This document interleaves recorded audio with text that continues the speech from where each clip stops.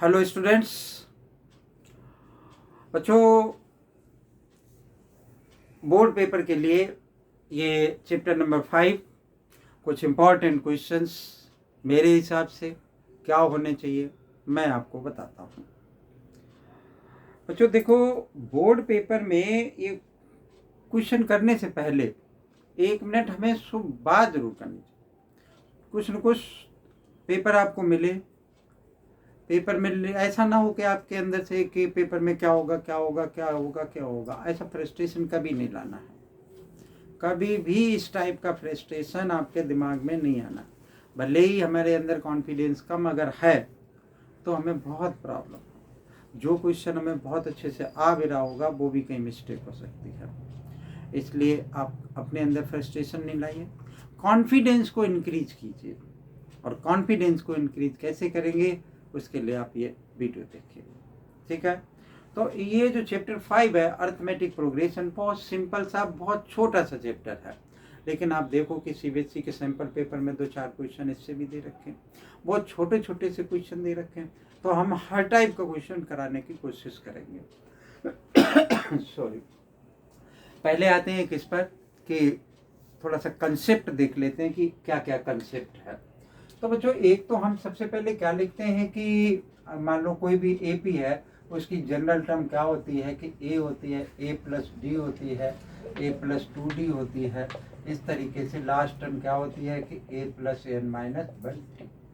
ए यहाँ पर क्या है, फर्स्ट टर्म है, ठीक है। डी क्या है, कॉमन डिफरेंस है, कॉमन डिफरेंस, ठीक। और ए एन क्या होता है, लास्ट टर्म होती है।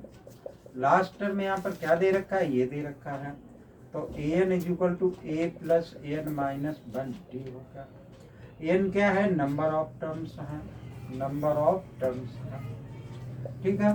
ये क्या है, जनरल टर्म्स। फिर होता है कि एस एन, एस एन में से क्या होता है कि सम होता है, n by 2 a plus n minus 1d, ठीक।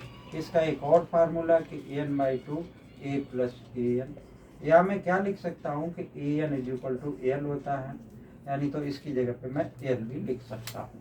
तो इतने थोड़े से फार्मूले हैं इस एक्सरसाइज में, इस चैप्टर में, इस एक पर्टिकुलर एक्सरसाइज में नहीं, पूरे चैप्टर में इतने ही फार्मूले हैं। तो और मेनली क्या हम अप्लाई करेंगे, ए एन लगाएंगे और एस एन लगाएंगे, यही दो मेन फार्मूले हैं। बहुत आसान सा काम है। तो एटलीस्ट 7 और 8 यानी 5 से ज़्यादा मार्क्स का होगा और 10 से कम मार्क्स का ये चैप्टर है। तो बात करते हैं बच्चे, पहले एक क्वेश्चन लिखते हैं, क्योंकि हम वही क्वेश्चन लिखेंगे यहाँ पे जिनकी की आने की संभावना होगी। यानी पहला क्वेश्चन लिखा है कि if 7k minus 11 2k plus का 1 and k plus 12 are any three consecutive terms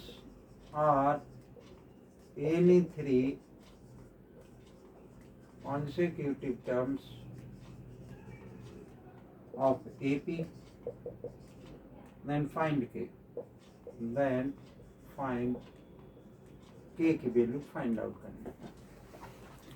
तो देखो बच्चों, ये क्या लिखा है, ये 3 कॉन्सिक्यूटिव टर्म्स हैं। जैसे ये 3 कॉन्सिक्यूटिव टर्म्स हैं, यहाँ कॉमन डिफरेंस डी लिखा हुआ है, ठीक है भाई। डी से ये बढ़ता चला जा रहा है, ऐसे ही मेरे ख्याल से ये भी बढ़ते चले जा रहे होंगे।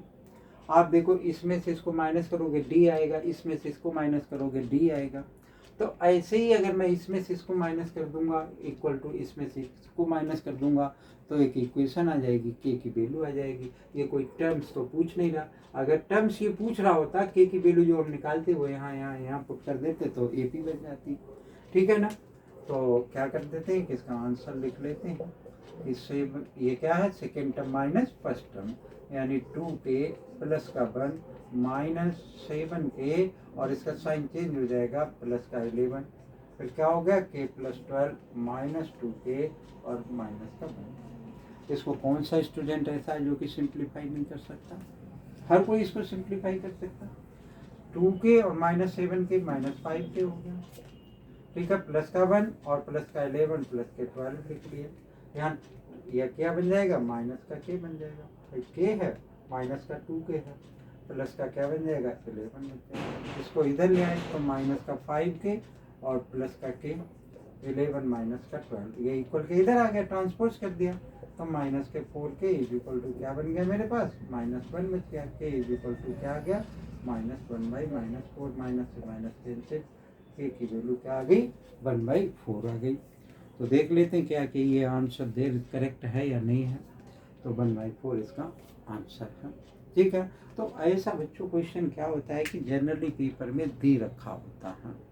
ठीक है, इस साल पैटर्न थोड़ा चेंज है, हो सकता है कि थोड़ा वो चेंज हो, तो उसके लिए मैं एक ऐसी वीडियो अपलोड करूँगा 2 तारीख में या 3 तारीख में, जिसको कि आपने अगर देख लिया और कर लिया तो आपको फिर कुछ एक्स्ट्रा नहीं करना पड़ेगा। तो उसमें वो क्वेश्चन होंगे जिस टाइप का 100% पेपर में होना ही होना है। यहाँ हमने लिखा कि next question for the video and copy it. Question number 2 लिखता हूँ।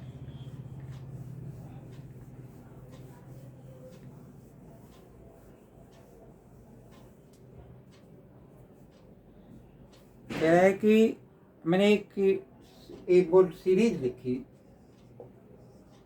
कि यहाँ क्या लिखा हुआ है कि √2 हमारी एनसीईआरटी में है, ये √8 और √8 के बाद क्या लिखा हुआ है, √18 एंड √32। √32 के बाद ये कह रहा है कि 3 टर्म्स और बताओ अगर ये एपी में है। तो बच्चों ये बोर्ड में बहुत बार पूछा गया, अगर एपी में कब होगा, जब कॉमन डिफरेंस सेम हो। तो कॉमन डिफरेंस सेम, अब √8 में से √2 तो नहीं माइनस होगा, तो इसको हम चेंज कर लेते हैं। ये क्या आ जाएगा, √2 आ जाएगा। इसको आप क्या लिख सकते हो, 2√2 लिख सकते हो। इसको आप क्या लिख सकते हो, 3√2 आ सकता है। इसको आप क्या लिख सकते हो, 4√2। ये कैसे आ गया, ये वही 8 के मैंने फैक्टर कर दिए, तो 2 4 जा 2 2 जा 2 बन जा, तो इसका पेयर बन गया तो बाहर आ गया। ऐसे इसके फैक्टर किए तो 9 वो 3 × 3 × 2 तो 3 का पेयर बन गया, ऐसे 32 का। ठीक है ना। अब देखो इसमें से इसको माइनस किया तो d इज इक्वल टू क्या है, 2√2 माइनस √2 इज इक्वल टू क्या आ गया, 2√2 में से 1√2 माइनस कर दिया, ये 3√2 में से 2√2 माइनस करोगे तो क्या आएगा, √2 आएगा। तो it means the d is same, therefore the given terms are in AP. अगर ये बच्चों एपी में है तो अब इससे आगे वाली टर्म क्या हो जाएगी, 5√2 हो जाएगी। उससे आगे वाली क्या हो जाएगी, 6√2 हो जाएगी। ऐसे ही 7√2 हो जाएगी। इसको आप क्या लिख सकते हो, 5 5 या 25 2 या 50, यहाँ पर क्या आ जाएगा, √50 आ जाएगा। यहाँ क्या आ जाएगा, तो ये 6 लिखा हुआ, 6 6 या 36, 72 √72 ऐसे आता रहेगा, 98 आ जाएगा। ठीक है ना। तो ये क्वेश्चन नंबर 2 था। आप इस पर जरूर कंसंट्रेट करें, क्योंकि बोर्ड में ऐसा क्वेश्चन आता रहा। हम सिर्फ उसी क्वेश्चन पे फोकस करेंगे जिस टाइप का क्वेश्चन या तो बोर्ड में आया या जिसके आने की पॉसिबिलिटी मैक्सिमम है। तो कुछ क्वेश्चन अपलोड करेंगे हम। अब बात करते हैं क्वेश्चन नंबर 3 की।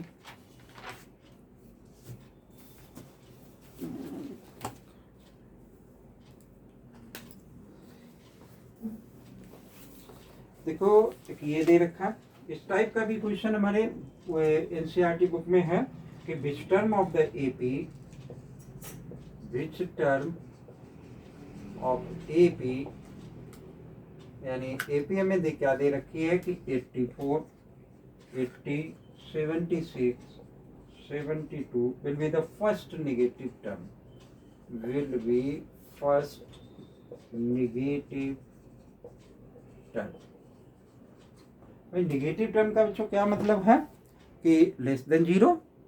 तो हमारे पास क्या है कि एन की वैल्यू फाइंड आउट करनी है, लेस देन 0 कहाँ पर होगा। तो पहले a इज इक्वल टू 84, ठीक है। d बराबर क्या होगा, 80 माइनस 84 माइनस का 4 होगा। ठीक, तो भाई 80 में से 84 माइनस करोगे तो -4 ही तो आएगा। तो अब मैंने क्या लिख दिया, a plus n minus 1 d less than 0। इसमें वैल्यू पुट कर दो। a की वैल्यू क्या आ गई, 84। n की वैल्यू फाइंड आउट करनी है, d की वैल्यू कितनी है, -4 इज लेस देन 0। तो ये हमारे पास क्या बन गया, 84 प्लस इसको इससे मल्टीप्लाई किया तो माइनस का 4n, इसको इससे मल्टीप्लाई किया है तो क्या आ गया, प्लस का 4 आ गया। Is less than 0। ठीक है ना, ये सही तो होगा। -4 इससे मल्टीप्लाई किया, आप कंफ्यूज नहीं होना, ये माइनस यहाँ पर आ गया, चाहे तो सिंप्लीफाई कर लो या -4 से इन दोनों को मल्टीप्लाई कर दिया। अब देखो 84 + 4 कितना हो गया, 88 हो गया। ये माइनस वाला इस साइड ट्रांसपोज करेंगे तो ये साइन ऐसे ही बना रहेगा। ठीक है, अब इससे इसको डिवाइड कर दो, क्या क्या बन जाएगा मेरा कि 4 2 जा और 4 2 जा इज लेस देन n, मतलब an क्या कह रहा है कि n इज ग्रेटर देन 22, तो यानी ये ऐसा लिखा जा सकता है। तो n की वैल्यू जब 22 से ज़्यादा आएगी तो पहली टर्म कैसी होगी, निगेटिव टर्म होगी। ठीक है ना, तो n हमारा किसके बराबर होना चाहिए कि n इज ग्रेटर देन और इक्वल टू 23, ऐसा लिखा जा सकता है। ठीक है, यानी या तो 23 से बड़ा हो या 23 के बराबर हो। अगर आप इसको भी लिखेंगे तो भी हम करेक्ट मान लेंगे। ठीक है, ऐसा क्यों, इस दोनों में क्या डिफरेंस है कि यहाँ n सिर्फ 22 से बड़ा है, यहाँ क्या कह रहा है 23 के बराबर और या फिर 23 से बड़ा है, तो दोनों मीनिंग क्या है, सेम हो गए। Come to the next one, pause the video and copy it, then come to the next question.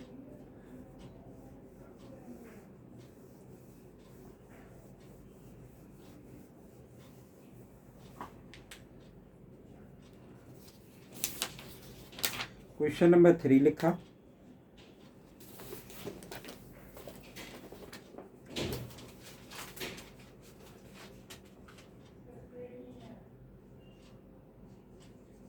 if the nth term, ये क्वेश्चन नंबर 4 होगा, nth term of an AP is क्या दे रखा, 7n plus का 10, then find its first term,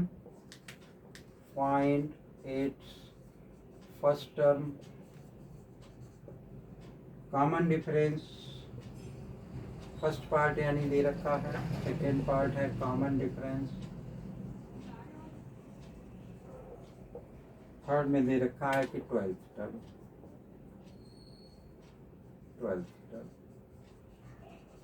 ठीक है, ये चीजें हमें फाइंड आउट करनी है, तो देखते हैं कि कैसे होता है।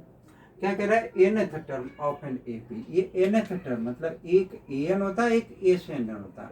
अगर ये कहता है कि ये nth टर्म की जगह पे अगर वो कहता है एसएनथ टर्म, तो मतलब सम दे रखा है, एसएन बदला दे रखा है। दोनों में बच्चे बहुत ही क्या रहता है, कंफ्यूज रहते हैं, तो इसलिए और ऐसा क्वेश्चन बहुत बार पेपर में आता है, इसलिए आपको क्या करना है कि इसको बहुत ध्यान से करना है। an is equal to 7n plus का 10 दे रखा है, कह रहा है कि फर्स्ट टर्म फाइंड आउट करो, तो इसकी एपी बनाई जा सकती है। एपी कैसे बन जाएगी, इसमें वैल्यू डाल दो 1 2 3 और आगे डाली जा सकती है, तो a1 यानी फर्स्ट टर्म होगी, तो 1 यहाँ पर पुट किया तो 7 इंटू 1 प्लस का 10 इज इक्वल टू क्या आ गया, 17 आ गया। 2 डाल दो, a2 इनकी जगह पे 2 डाला तो 2 इंटू 7 इंटू 2 प्लस में क्या बन गया मेरा 10, 7 2 जा 14 प्लस 10 24 हो गया। 3 डाल के देख लो, a3 इज इक्वल टू क्या बन गया 21 प्लस 10 इज इक्वल टू 31।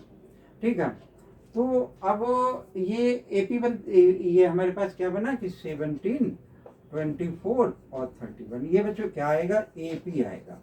अब एपी आएगा, ये कह रहा है कि first term 17 is the first term, common difference 24 में से 17 माइनस कर दो, कॉमन डिफरेंस आ गया।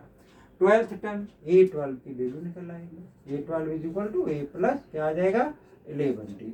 a की वैल्यू कितनी होगी हमारे पास 17, फर्स्ट टर्म है ना, डी की value 11th term 12th term की वैल्यू निकालनी है। अब यहाँ से डी की वैल्यू कितनी आएगी, इसमें से इसको माइनस कर दो, तो 24 माइनस 17 कितना होगा, 4 और 3 7, तो इंटू 7। इसको आपने क्या करना है कि सिंप्लीफाई कर देना, 12th टर्म की वैल्यू आ जाएगी। ओके, तो ये क्वेश्चन था, और देखते हैं आगे।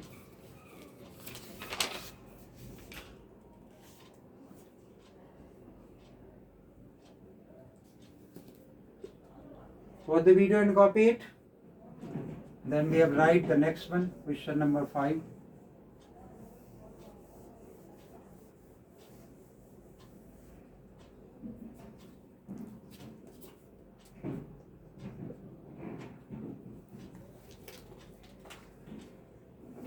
ये लिखा हमने कि find the sixth term from the end, find the sixth term from the end of an AP, of AP.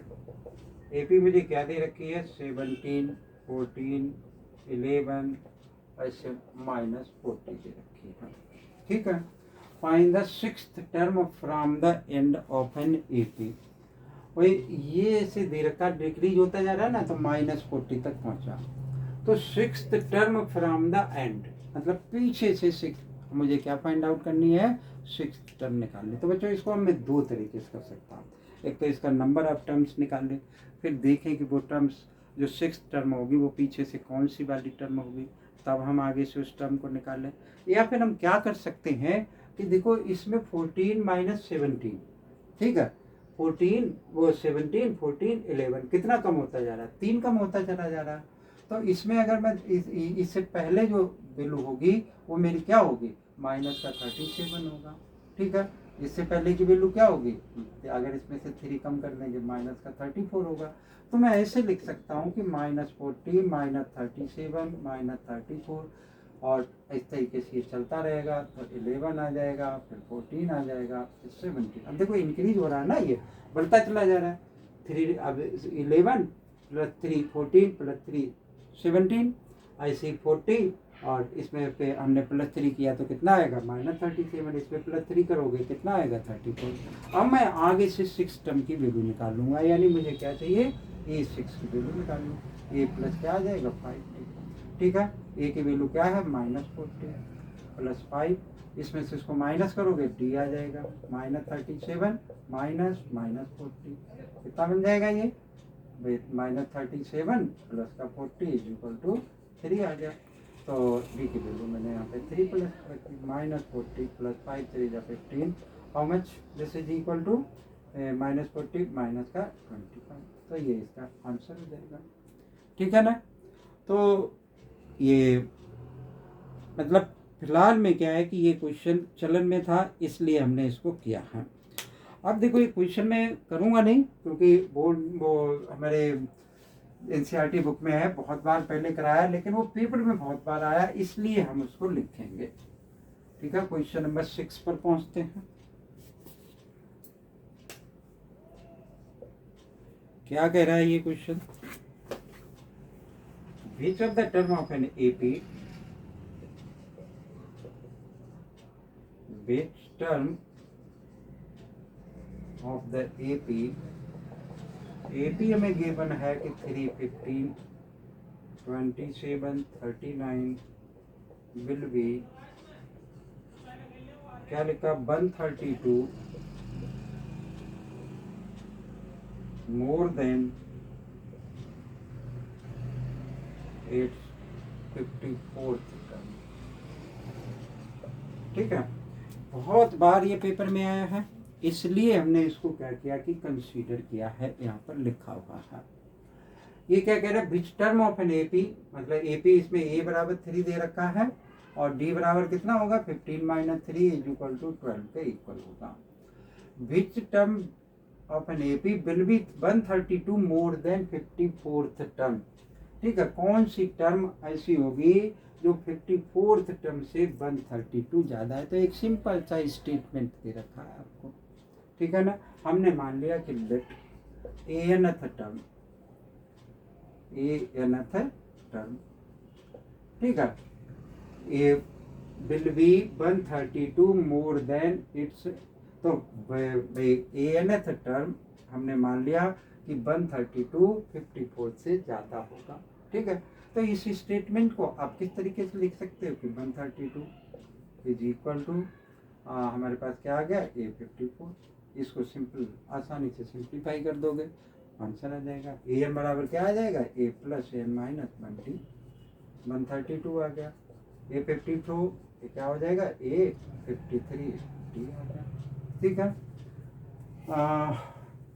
तो अब A की वैल्यू क्या है, 3, और D की वैल्यू क्या है, 12, इसमें पुट कर दोगे, N की वैल्यू आ जाएगी, D की वैल्यू यहाँ पर भी क्या दे रखी है, यही आंसर हो जाएगा, ठीक है ना। तो ये क्वेश्चन नंबर हमारा क्या था, 6 था।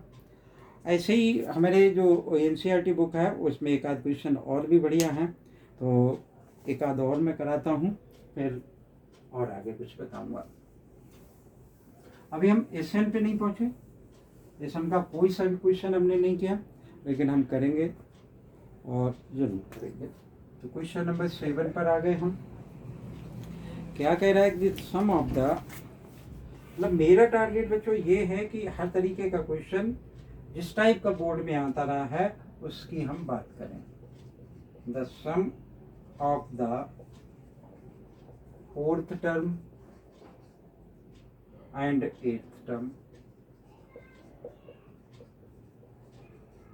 8th term of an AP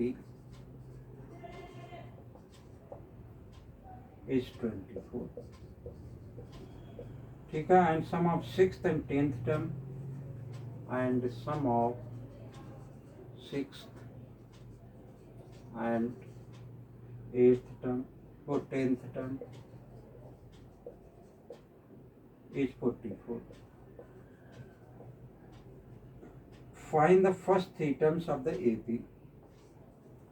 Find first 3 terms of an AP.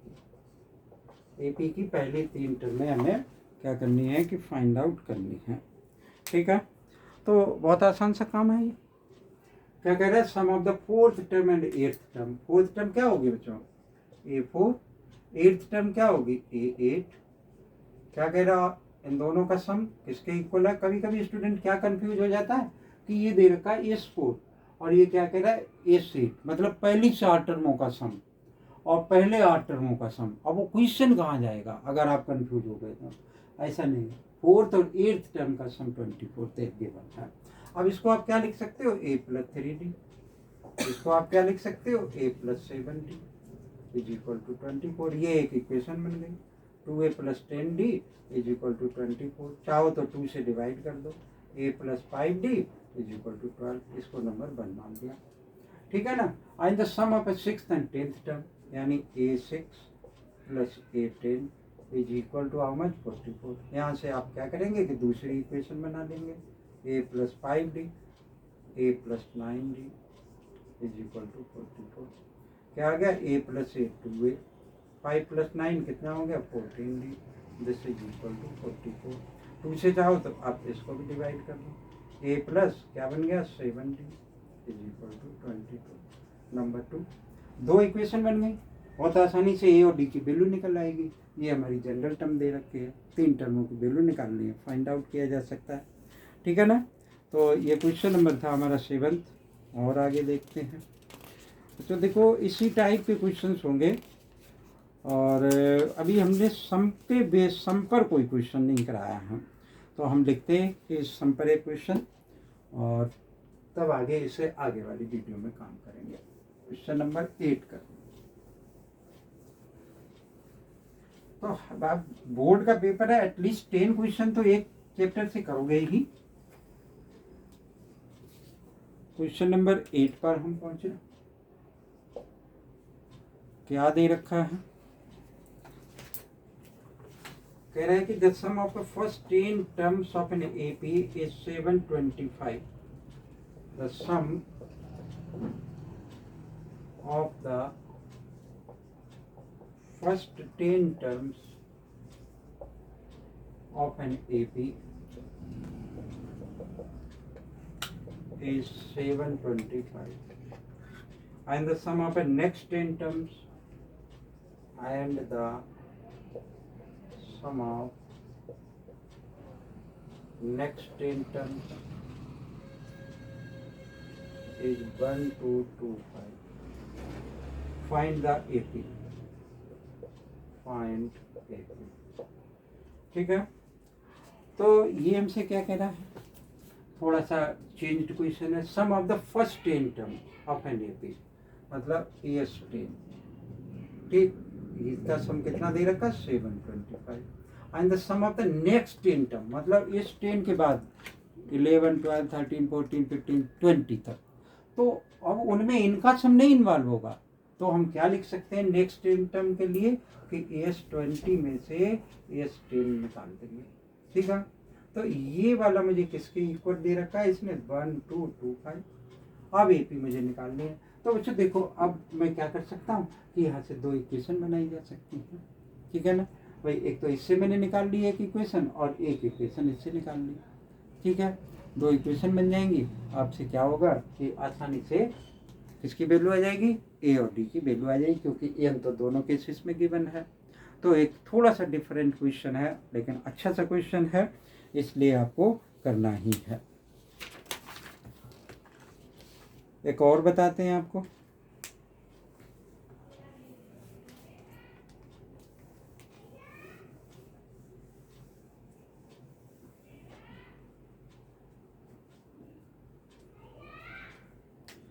Question number 9, ये लिखा हमने कि if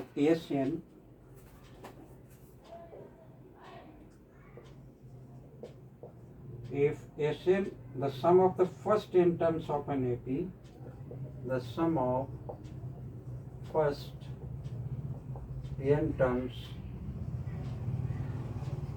of an AP given by, क्या लिखा है कि Sn is equal to 2n square plus n, then find nth term, find nth term।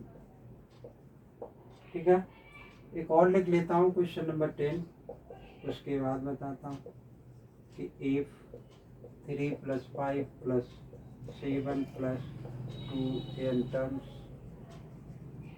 divided by 5 + 8 + 11 + 2 10 terms is equal to 7, then find the value of n, यानी find n लिखा हुआ है। ठीक है, तो देखो स्टूडेंट्स क्या लिखा हुआ यहाँ पर Sn इसने लिखा है, यहाँ n की वैल्यू 1 2 3 डालने से AP नहीं आएगी, लेकिन n = 1 डालने से क्या होगा, फर्स्ट टर्म आ जाएगी। ये हमसे कह रहा है कि nth टर्म फाइंड आउट करो। ये हमसे क्या पूछ रहा है कि, यानी इस क्वेश्चन का ये आंसर बता रहा हूँ मैं, तो इसका an ये पूछ रहा है। an के लिए आपको फर्स्ट टर्म चाहिए, कॉमन डिफरेंस चाहिए। ठीक है ना, n के फॉर्मेट में आएगी। तो उसके लिए आपको क्या करना है कि जैसे Sn = 2n का स्क्वायर प्लस का n लिखा हुआ है, तो n = 1 2 3 सपोज करो कि आपने डाल दिया, तो 1 डाला, तो 1 यहाँ पे डाला, तो S1 = क्या आ जाएगा, 2 + 1 आ जाएगा, यानी 3 आ जाएगा। ये तो आएगा। अब आपने S2 डाला, यानी n की जगह पे 2 डाला, तो 2 2 जा 4 2 जा 8 और +2 = 10 आ गया। तो ये जो बच्चों 10 आया, ये पहली और दूसरी टर्म का सम आया, यानी A1 + A2 आया। वो किसके इक्वल आया, और A1 किसके बराबर है, ये A1 के बराबर है, तो ये 3, तो A2 मेरा निकल आया, यानी 10 आ गया। A2 = क्या आ गया, 10 - 3, दिस = 7 के इक्वल आ गया। तो ऐसी थर्ड टर्म भी हम निकाल लेंगे। थर्ड टर्म में क्या होगा कि A1 + A2 + A3 होगा, तो उससे हमारे पास क्या आ जाएगा, AP आ जाएगा। तो AP बनाने के लिए अब मान लो कि ये पहली वाली 3 है, दूसरी वाली 7 है, तो D बराबर कितना आ जाएगा, 7 - 3 = 4, और A = क्या हमारे पास दे रखा है, 3 के बराबर दे रखा है। अब Sn क्या है, A + n - 1D है। ठीक है, तो A की वैल्यू कितनी दे रखी है, 3, n की वैल्यू फाइंड आउट मालूम नहीं है, D की वैल्यू कितनी है मेरे पास, 4 है। इसमें सिंप्लीफाई कर दें, तो ये क्या हो गया मेरे पास, 4n - 4, ये क्या बन गया, 4n - 1। तो an यानी nth टर्म हमारे पास ये आ गई। ठीक है, इसमें आप क्या करेंगे, 3 5 7 ऊपर वाले सम दे रखा है nth टर्म, Sn का फार्मूला लगाएंगे, A और D की वैल्यू डालेंगे, यहाँ n की जगह पे 10 डालेंगे और Sn का ही फार्मूला लगाएंगे। ठीक है, सिंप्लीफाई करेंगे, क्रॉस मल्टीप्लाई करेंगे, आपको क्या मिलेगा, आपको मिलेगा n की वैल्यू मिलेगी। मैं एक क्वेश्चन और लिखूंगा, उसके बाद इसको बंद कर दूंगा। तो हर तरीके का क्वेश्चन लगभग इस वीडियो में आ जाएगा इस चैप्टर का। अगर आपने ये वीडियो कंप्लीट देखी तो ऐसा नहीं होगा कि आप इस चैप्टर से आने वाले किसी भी क्वेश्चन को छोड़ दें। ये लिखा क्वेश्चन नंबर 11, कह रहा है कि divide 32 into 4 parts, which are in AP, which are in AP such that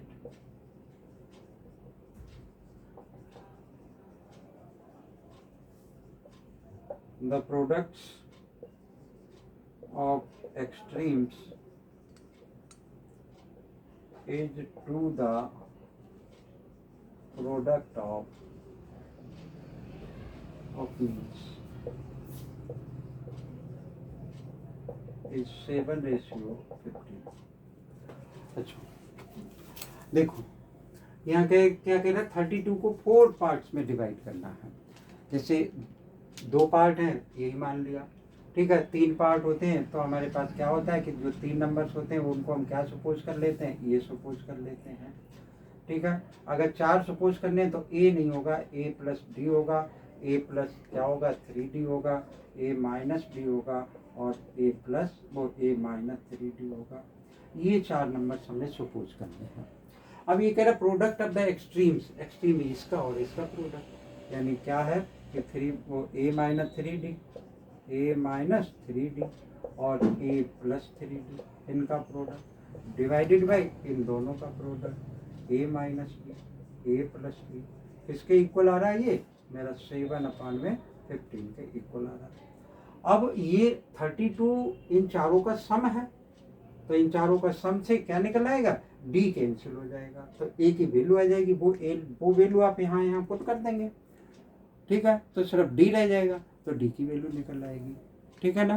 तो इस तरीके से क्या होगा कि जब डी की वैल्यू आ जाएगी तो ए की भी वैल्यू यहाँ से निकल आएगी, और तो हमसे ये पूछ क्या रहा है इनटू, फिर हमें इसमें वापस पुट कर देंगे, चारों के आ जाएंगे, फिर नंबर्स आ जाएंगे। तो ये बच्चों था कि ये चैप्टर हमारा अर्थमेटिक प्रोग्रेशन 11 क्वेश्चन हमने किए, 11 के 11 एक्सट्रीमली इम्पॉर्टेंट है।